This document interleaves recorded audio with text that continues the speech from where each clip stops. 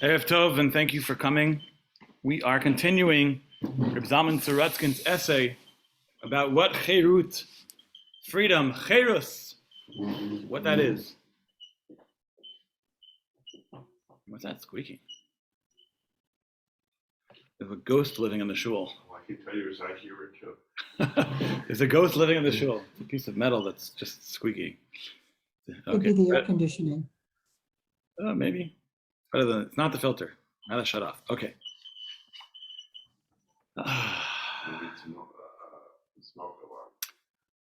All right. So, good evening, everybody. Jerry, it's a pleasure to see you. Rabbi, good evening. Jerry, will you and Heather be in LA for Pesach? Yes, we will. The two of us. Yes. Okay, you let us know how it can be helpful in any way to you, okay? Thank you very much. Thank Let you. us know. Shandy is cooking for an army. We're happy to cook for two more. No, Okay. we're fine. We should be good. Thank you. Okay.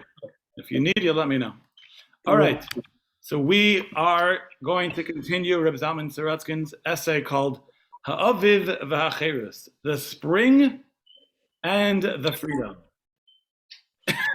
and last time we met, we talked about a number of questions, very interesting questions, very strong questions.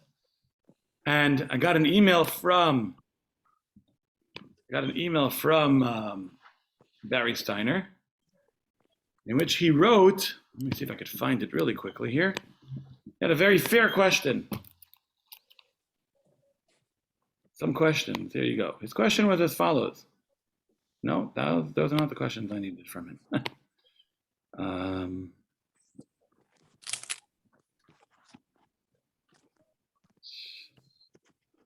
Here we go, got it. I was astonished by Rabbi Sorotzkin's question. The Torah castigates, there's a word I haven't used in the past. The Torah castigates the Bnei Yisrael for preferring life in Egypt. Here comes Rabbi Sorotzkin to make the same observation for which the Bnei Yisrael were condemned. Okay, Barry then comments, to explain it, Rabbi Sorotzkin must have been highly affected by the experience of the Holocaust to maintain that advocating for Egypt was now legitimate. Well, that's of course. It's a very difficult question, no easy answer. I was actually thinking I might ask the question on Seder night to get into a real argument. So I simply responded, as was I, astonished, that is. Let's see where he goes with this, okay? Everyone remember his question? His question is really an amazing question. His question was like, maybe Egypt was better compared to the Golos, the exiles that we've had since then. What is this freedom that we're celebrating? I'm going to another room. Don't worry. What is this freedom that we are celebrating? Okay. And that question is one that we are going to get into tonight. Amir Tashem, it's a very long essay. I haven't had a chance to finish it myself yet, but I'm certainly going to just give you the highlights of it. I'm not going to read every paragraph to you. Just summarize the last little bit that we said at the end of the shir last week, is where he writes that every generation, wherever a Jew might be, even in a concentration camp, we're supposed to celebrate the exodus from Egypt. In fact, Chazal say, Rambam codifies it, and we say it in the Haggadah, B'chol dor v'dor, in every generation, Chayav adam liros es atzmo ki luhu yatsa miMitzrayim. Person should imagine themselves as if they have left from Egypt. The Mishnah Pesach, page 116. And of course, anybody, God forbid, who eats chametz on Pesach, unless they're doing so to save their life, it's a terrible sin. We're obligated to eat matzah, as it says, B'chol moshvoseichem tochlu matzos. In all your dwelling places, wherever you may be, you should eat matzah. That's what it says in the 12th chapter of Shemos, of Exodus. And of course, there's a mitzvah of Yigadat Lebencha, there's a mitzvah of teaching and speaking over, even if you don't have children. There's a mitzvah of Sipur Yetzias Mitzrayim, telling over the story. We call this time Zman Cherus Seinu, the time of our freedom. In the Anshe Knesset Gedola, in organizing the Birchos Kriya Shema, the blessings of the Shema, We just said it in Ma'ariv. In the bracha after Shema, during Arvit, we say, Hamake be'evraso kol bechore Mitzrayim. Article translates that to mean who struck with his anger all the firstborn of Egypt and removed his nation Israel from their midst, lecherus olam, to eternal freedom. So there is something about the freedom that we got then that is relevant always, whenever and wherever. So what is that?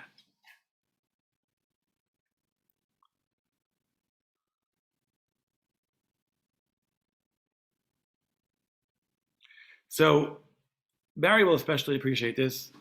Zygmunt, anyone who likes politics and history, geopolitics, how's that for a word I never heard of growing up? He'll appreciate this. He says, our cherus, our freedom is different than the freedom of other nations of the world. We left a land that was not our own, whether it was from Egypt or whether it's from Babylonia, Persia, Media, or whether it's in the future. America's not our land. The Ukraine, you see, is not our land. Russia is not our land. Rivki asked me this Shabbos, Abba, what's our shita? What's our opinion on Rishis Tzmichas Gulasenu? You know, the tefillah that we say for Eretz Yisrael. And we call it the first flowering of our redemption. Very controversial 3 words. No one has a problem, I don't think. I shouldn't say no one. There's a group of a small, minuscule group who have issues. But normal people don't have a problem with a tefillah for Eretz Yisrael, for the government of Israel, for the land. Even if you don't like the particular government, we need consistency and steadiness, and we need a healthy government. No one has a problem with the tefillah for Eretz Yisrael. But the 3 words of Reishis Tzmichas Gulasenu, the first flowering of our redemption, very controversial words. So much so that that's why a lot of shuls do not say this tefillah. Rivki asked me, Abba, what do we hold in our family? Do we think that the state of Israel is the first flowering of our redemption? One of the things that I said to her in my response was that there's no question that HaKadosh Baruch Hu organized things in such a way that the Jews have a land of their own. That's theirs, for them to self-govern, for them to live, to work, to populate, to flourish, to grow in every possible way. And that's not an accident. Hashem clearly wants that. We never had that beforehand in history, not since the destruction of the second Beis Hamikdash, even way before that already. So clearly, there's something happening, and it's clearly a step in the Geula.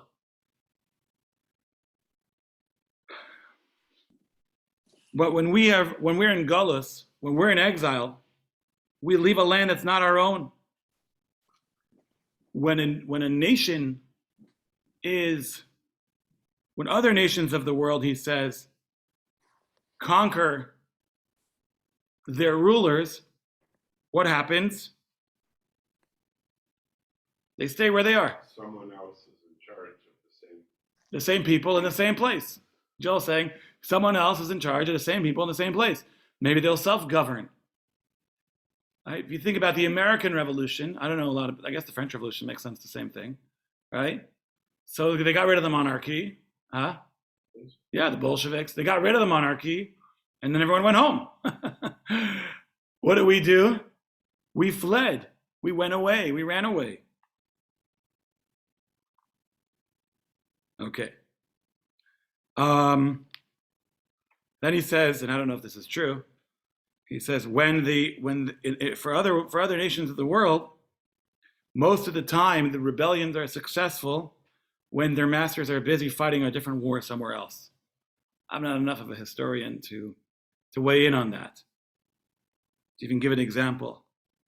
But obviously, that's what happens. They attain freedom for their people, and then they take over their own land. But Chelik Yaakov, when it comes to the Jewish people, how do they acquire themselves? by fleeing, by going south to north. Interesting that, just thinking out loud, in Civil War times, pre-Civil War times, if somebody wanted to get free, if a slave wanted to be free, he had to go where? He had to go north. And where did the Jews go after being in Egypt? They also went north. I don't know if that's a coincidence or not. Okay. Now the truth is, he says that the Jews had a taina, they had a claim to the land of Goshen. No Egyptians were living in the land of Goshen. Paro gave it to them, welcomed them in. They populated it. He writes, Taina chazaka ma'od etzel diplomatim, which means a very strong claim by the diplomats. Of course, what happened in the story of the Exodus, prior to the Exodus, the Egyptians saw that the Jews were proliferating, were flourishing, were having many children, way more than they should have had. They became frightened. They said, Pen Yirbe, maybe this people will increase.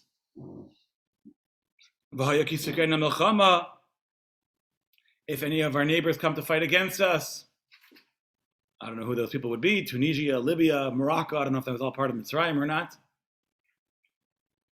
V'nosef gamhu al sonenu, they too will come fight against us. V'nilchom banu v'ala min haaretz. And they'll fight against us, and they're going to Allah min haaretz, leave the land. They're going to leave the land.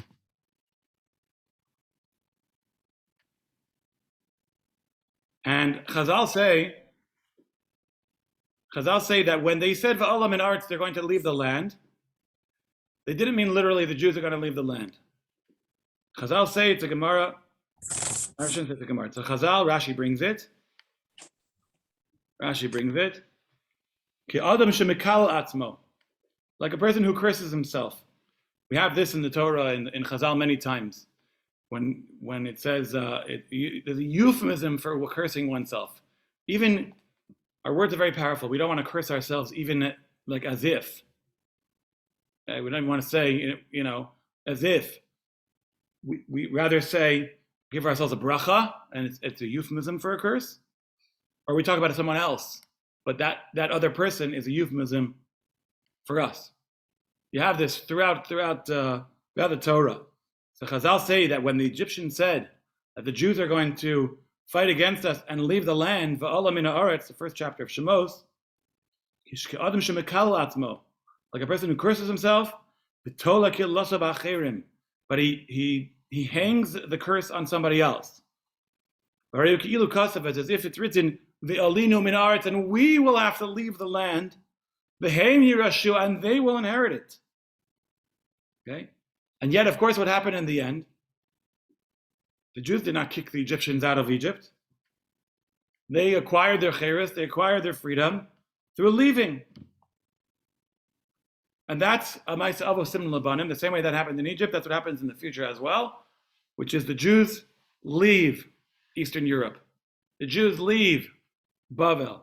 The Jews leave places where they are suffering to go to freedom. Barry, you missed this point. I'm sorry. I would have told you to stay in shul. You missed a lot of points that have to do with diplomacy. But one of the points that we're making now is, just to sum it up for you and everybody else, is that usually when there's a rebellion, the people who are rebelling essentially just kick out the rulers, but then they stay where they were. They don't leave. French Revolution, the American Revolution, Bolshevik Revolution. They took over the government and then they went back home. In this case, the Jews leave. In this case, the Jews leave their place and gain their freedom, and they leave. Now, if you were the kind of people, the Russians, the Americans, the French, the Bolsheviks, I should say, if you're the kind of people that are planning to stay, you wouldn't care what month of the year you made a peace treaty or ended the war, so to say. It wouldn't make any difference to you. You don't want your enemies traveling in the winter. What do you care? More suffer, heap the suffering on them. They'll be part of the reparations. Suffer.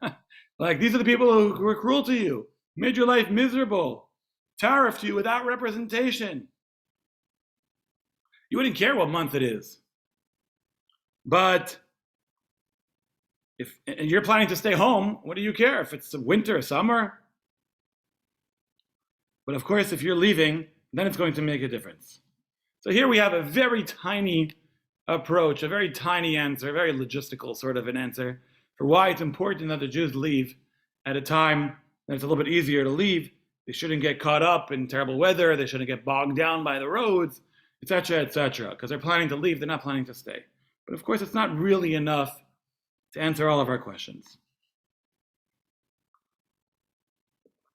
Another difference between the Jews and other nations of the world who rebelled against their masters is in its ultimate expression. No, most people will celebrate. They're going to set off fireworks, make a party, 4th of July barbecue, right? There's lots of things to do to celebrate the freedom.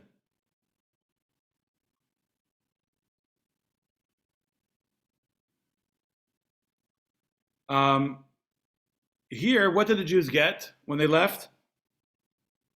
Okay, we'll make our question stronger. Yeah, they left a Beis Avadim. They were no longer slaves. Yeah, they no longer had avodas perech. They no longer had this thankless, worthless slave labor. On the other hand, though, if they would have stayed in Mitzrayim, they would have had a home to live in, a place to lay down, a place to celebrate, a place to be with their family, a place to eat, bread to eat, water to drink. And what happens to the Jews? 2 million people, many elders, many people who are not so good well, women who are pregnant, little children. One day, Yom Bahir Echad, one clear day, they took their hiking sticks and they went to Eretz Lo Zerua, like the Navi tells us. They did take a lot of money. They took cash. Found a lot of good that's going to do them in the desert. Ultimately, they used that for the Mishkan, right? But Eretz Lo Zerua, they went to a land that was a worthless land. Like the Navi tells us, we say it in, I believe it's Zichronos, I think. Barry, maybe you recall. On Rosh Hashanah, Ko Amar Hashem, Lech Teich Achar Bamidbar, Be'eretz Lo Zerua. So says Hashem, you followed me when you were young, meaning when you as a nation were young, just when you were born, in a land that was not planted, a land that was barren. And Targum there says that you followed Moshe and Aaron into the desert, a place where nobody could live, nobody could survive, where you had the faith that despite the wild animals and the snakes and the scorpions and the thirst and the hunger, and yet this we call cherus. We call this freedom. A fascinating way of thinking about the story. We're so used to thinking about the story that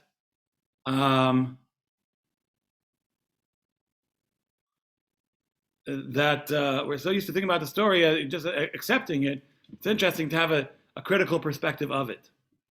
Jerry is asking, did we receive cherus when we left Egypt or when we arrived in Canaan, Israel? The answer, of course, is when we left Egypt. That's why it's man cheruseinu. That's why this is the time of our cherus.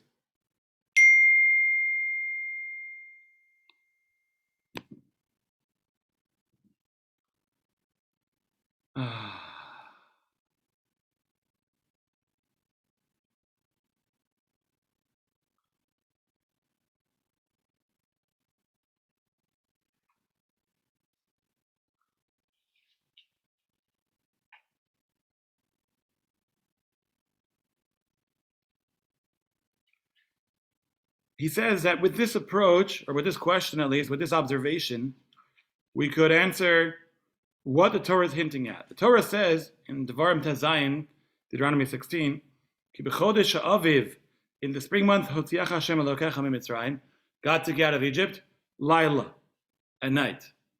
Okay? I'll tell you in a minute what the Gemara says as a sidebar, but here's his approach.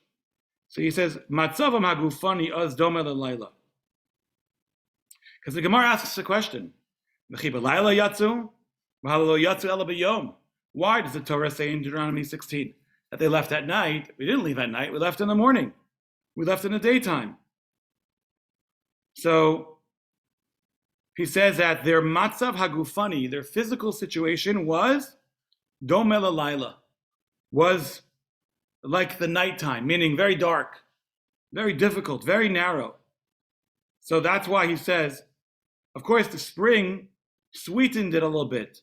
It sweetened the bitterness of living in the desert. Okay, it's true they left Galus Mitzrayim, but they went into another Galus. They went into desert. They wandered for 40 years. So there was an aspect of Laila, there's an aspect of night to the freedom. It wasn't as bad as it could be because it was spring. That's what he's saying. But I want to fill you in a little bit though on the Gemara itself. And I thank Joel for finding me the source and taking the time to look it up. The Gemara says, in the name of Rabbi Abba, it says Brachos Daf Tes Amud Aleph.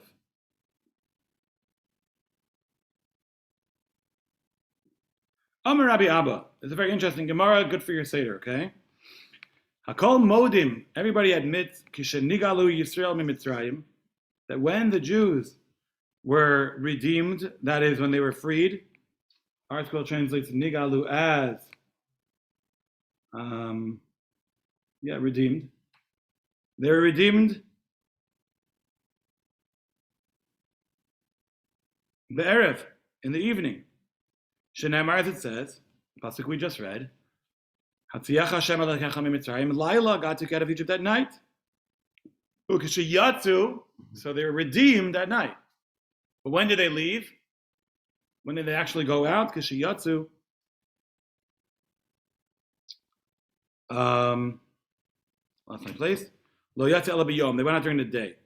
Shenamar, as it says in the 33rd chapter of Bamidbar of Numbers, Mimacharas HaPesach, the day after Pesach, Yatzu, B'nai Yisrael B'yad Ramah. That's when they left B'yad Ramah. On the morrow of the Pesach offering, when was the Pesach offering? In the afternoon. When did they eat it? At night. When is the morrow? The next morning. Not the marrow of the Pesach offering. The morrow of the Pesach offering. Okay?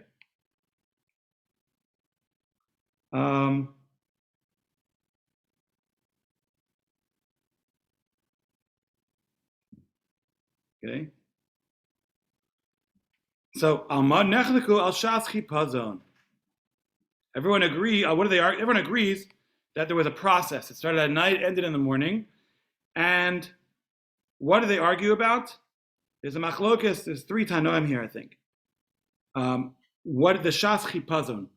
We know that they didn't have time for the matzah, for the bread to rise into bread because it was chipazon, they left in haste.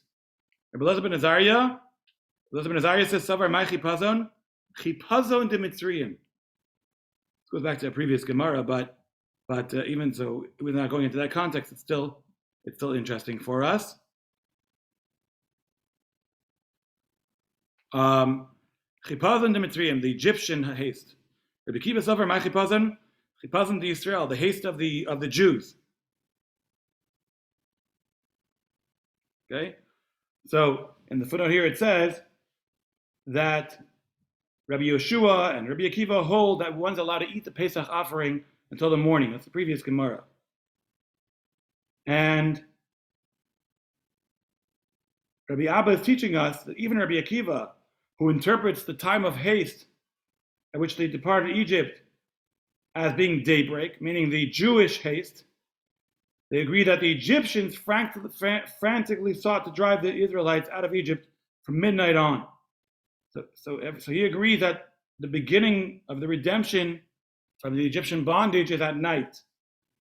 Rabbi Elazar ben Azariah, he discusses the time of haste as being midnight. So therefore he says you have to eat the Karban Pesach before Chatzos. That's what that's related to. But he agrees the actual departure from Egypt didn't take place until daybreak. And then the Gemara says, we have a similar brisa, that the pasuk says they left at night.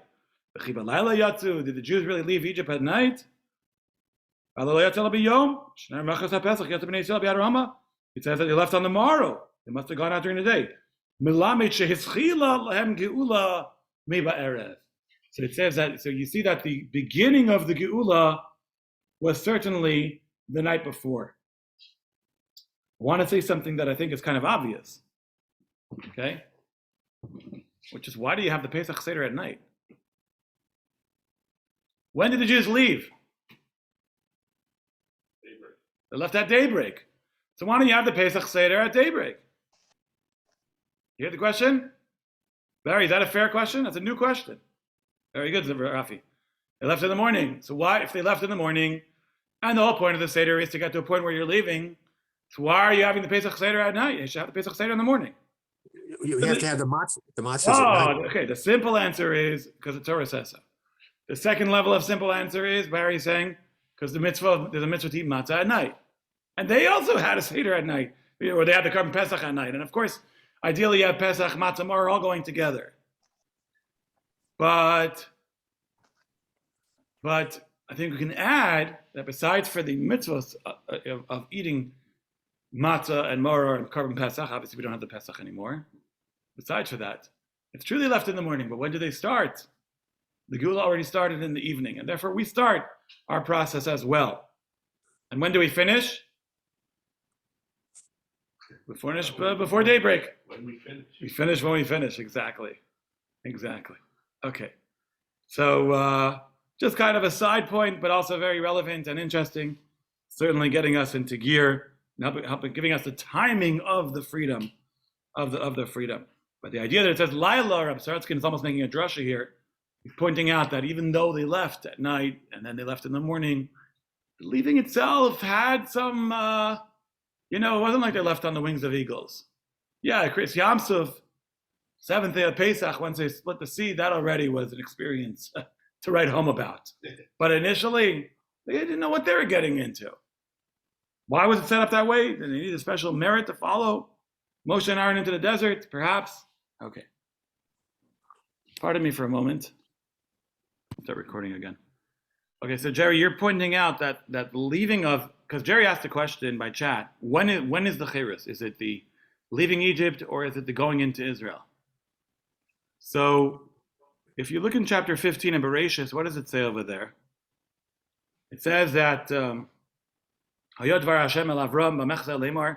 word of God came to Abraham in a vision saying, Al tira Avram, don't be afraid.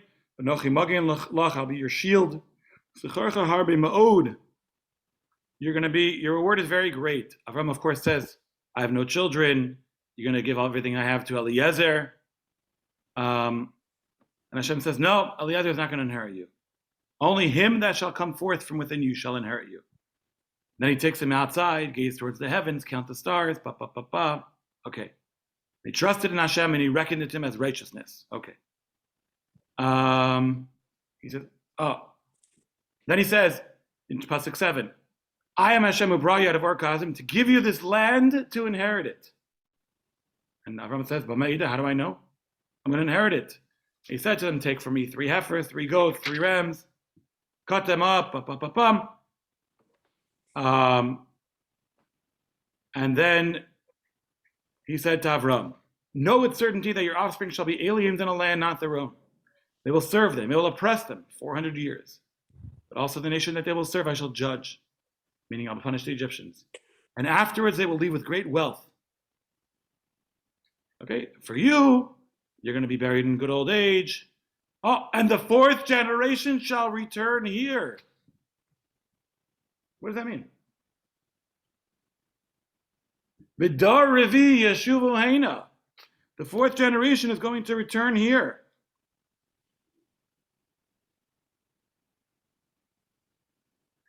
Okay? Why is that part of it? That's right. Isn't that what you're saying, Jerry? Part of it is coming to Eretz Yisrael. Rashi says, where was Avram when the conversation took place? He was in Eretz Yisrael. He was in the land of Canaan when he was speaking with him and he established this covenant. Like it says, giving you this land to inherit it. Okay. So there's no question that coming to Eretz Yisrael is going to be the ultimate fulfillment of this promise to Avraham. Okay? But the Yitzhak, right, that they're going to leave with great wealth, that's already the beginning of, look, maybe it's not a complete cherus. You know, you can argue it's not a complete cherus because they're still wondering. And it's kind of what we're asking, right? But it's certainly coming into Eretz Yisrael certainly plays a role in it, right? It's one of the stages. But I think that even in the slavery itself, we have stages. Maybe some of you recall that, what does it say over here? It says, they'll be aliens in a land not their own, and they'll serve them and they'll afflict them. And we talked about how there are 3 different stages of slavery and how long each one lasts for. There's Naim L'Torah, also Reb Zalman Sorotzkin has a whole essay about that. Okay. Herb, I saw you asked something. Isn't the Cheres of Matan Torah the culmination, the freedom to serve? So the Ramban writes, very interestingly, the Ramban writes that it's the building of the Mishkan. So it's not just the instruction to serve, it's the ability to serve. Right? So I think that it's a stage. There's something called stage theory. Do you know what stage theory is? Stage theory is the fact that we develop in stages. Erickson. That's called stage theory. Okay, it's not a theory on different kinds of stages. Stage theory is that there's different stages in our development. Same thing is true for us as a people. No doubt. And was anything lacking by not having Eretz Yisrael? Yeah, the mitzvah satzliyas, ba'aretz, truma, meiser, things like that. But in terms of the book of Exodus is not complete. The Ramban writes in his introduction to Exodus, like Herb is pointing out. So we actually have the Torah, and we also have a Mishkan, a place to serve Hashem. Okay. Can I ask a question? Did you answer Rabbi Sorotzkin's question about how can we celebrate Pesach as a holiday in freedom when most of our history was in exile? That was a question that you posed last week. Have you answered that question? So, Barry, my dear, not only did I not answer the question yet, we're getting there, okay? This essay is like 50 pages long, the essay, but we're getting there. But I did quote your email to the Olam, let them know that this question is such a good question, okay? Not a good question. Okay. So then he points out, and then we'll get to Barry's question in a moment. He says that even in a time of Geula, despite for the fact that the time of Geula, the time of this redemption, the time of this freedom, it wasn't physically that wonderful an experience, we celebrate from then until now with tremendous simcha. We have a whole Seder. He says, Shelo nimtza dugmaso etzel umos ha'olam. There's no other nation in the world that celebrates its freedom like we do. We don't have a barbecue in the park with fireworks.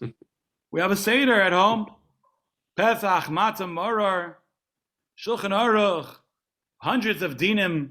I think what does the Vilna Gaon say? There's 50, 60 different mitzvahs Seder night? Something like that? Yeah. Many chumras, many stringencies that we've accepted upon ourselves in order so that we'll come to a point of cherus. And cherus means charus al luach libenu. It's engraved on the tablet of our hearts in order so we could remember this day that we left. He's still making his question stronger. Like, what are we celebrating exactly? I want to point something out. Secular Jews celebrate a number of different holidays. And we have to speculate as to why those holidays are important to them. Maybe something can be learned from that. The Rosh Hashanah and Yom Kippur, we know about 2-3 days a year for some Jews. Hanukkah, for some reason. If I said it's only because the Goyim have Christmas and therefore we have Hanukkah, you probably wouldn't like it. But there might be some truth to it. I don't know. Okay? If they knew the story about Hanukkah, they wouldn't celebrate it. they understood what Hanukkah was really about. Purim is not really celebrated. In Israel, probably. Yeah. Yeah, but Rabbi, that doesn't hold. You're talking about Israel. No, so Don't talk about the Gola. You got to talk about Israel. hold on. Israel, the secular, everybody celebrates all of it. There's And no, Jerry, there's no such thing as secular in Israel. oh, thank you. Oh, I can get that in writing. What I mean by that is, there Ashkenazim, yeah, there's some Ashkenazi secular people in Israel. But Sephardi secular, there's so much tradition. Even if they're not Shomer Torah mitzvahs, they're not Shomer Shabbos, but there's so much tradition compared to American secular people, no question. The Shavuos, they never heard of Shavuos. And again, why would they celebrate Matan Torah Seinu? It doesn't make any sense. That's right. But Pesach, they celebrate, right? They may serve chametz, they may serve pork. I don't know what they're serving at their seder, but they celebrate some aspect of Pesach. There's something about Pesach that's ingrained into our psyche, and maybe it's because it's such a huge deal, and there's so much chumrah and mitzvah and stringency, and it's just become part of our psyche from previous generations to the point that there's some connection to it still. Perhaps. What do you want to say, Myrna?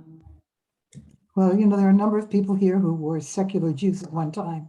And if you ever want to know about what goes on at one of those celebrations, we certainly could inform you on that.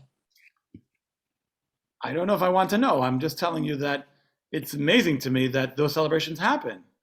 I think that you would want to know, but we'll do it some other time. It's Doesn't more matter for tonight's shiur, Myrna. That's what I'm saying. I want to know, but not for tonight. Yeah, not for tonight. It'll be more surprising to you than you would realize. Okay.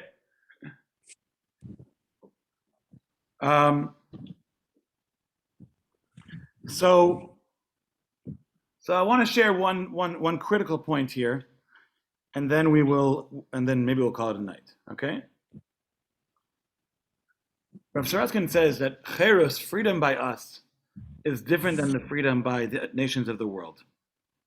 When it comes to the nations of the world, they're celebrating the freedom of the body. For us, it's the freedom of the soul. His Amei Haaretz, simple people, they see freedom as a means to attaining, or I'll say independence as a means to attaining freedom of chofesh ba'aretz. They farm their land, it belongs to them. They no longer have to give it to their masters. There's no one telling them what to do, which plants to grow. Of course, it's an agricultural society. But for us, cherus, from the Torah's perspective, is the ability to rule one's own spirit, to conquer one's own yetzer. It's not relevant at all to a life of physical pleasure. It's not at all connected to any specific land. It doesn't matter where you are. It doesn't matter where you are. There's a whole sidebar here about how an Eved Kanaini could celebrate Pesach. Chazal say in Pirkei Avos in the 6th chapter, Charos al haluchos, it says engraved on the luchos. Al tikr charos, don't read it engraved el cherus. Read it as freedom. Who's a free person? One who's engaged in a life of Talmud Torah. One who's engaged in the study of Torah in a serious way could attain freedom. He brings this contrast between a person who lives a very physical life. He points out that it's true not just amongst non-Jews, it's true even amongst our brothers and sisters who have no connection to God. He has a whole kind of a whole side piece. I'm not going to get into all the details that he says. But then he says you can look at a Jew who's holich b'Toras Hashem, whose whole life is a life of Torah. Because they're the most free people in the world. Their actions are consistent with their innermost desire. I mentioned 2 points from the world of, not so much from the world of therapy, parenting, but one is classic teenage response to a teenager who wants to do things that he shouldn't be doing, whether it's smoking or this or that, whatever it might be. And ultimately, the real reason he's doing it is because that's what society is telling him, or that's what his friends are telling him, or there's peer pressure, or whatever it might be. So there's a paradoxical intervention you can make with a teenager by telling him, listen, you know you're right, you can't help it. You're a slave to your friends, you're a slave to society, you're a slave to popular culture, and you have no sense of self. And that's why you smoke or do these other things. Wouldn't be like peer pressure in a way. Exactly. So that is something no teenager wants to hear. Every teenager wants to think they're independent, right? So that begins to open up their independence a little bit, and something they can start making choices that are for their benefit. Another point, I'm not sure if it's similar or different. Another point, I heard this on the Headlines podcast. If you're going to listen to a podcast, I recommend Headlines. It's a very good one. There's others, but I can recommend as well. There's a whole podcast on parenting. And there's this lady in Lakewood who says that one of the 3 goals of every parent to every child in the frum world is to teach obedience. Why? Because in order to be a religious Jew, you have to be an obedient person. She has a point. We don't like to hear that. We don't like to say that or talk about it, but she's got a point. Says Rabbi Sorotzkin that from a very young age, we're used to putting aside our own wants and desires in order to do the will of God. To the point that when we do the will of Hashem, we celebrate it. We celebrate it.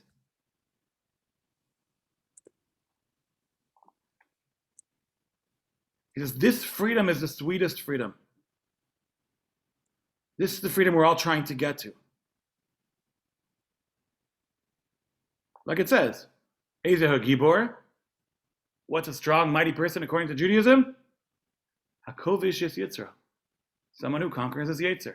It's not how much you can lift or how many pull-ups you can do or push-ups you can do, but ultimately Cheres is about being Kovish the Yetzer.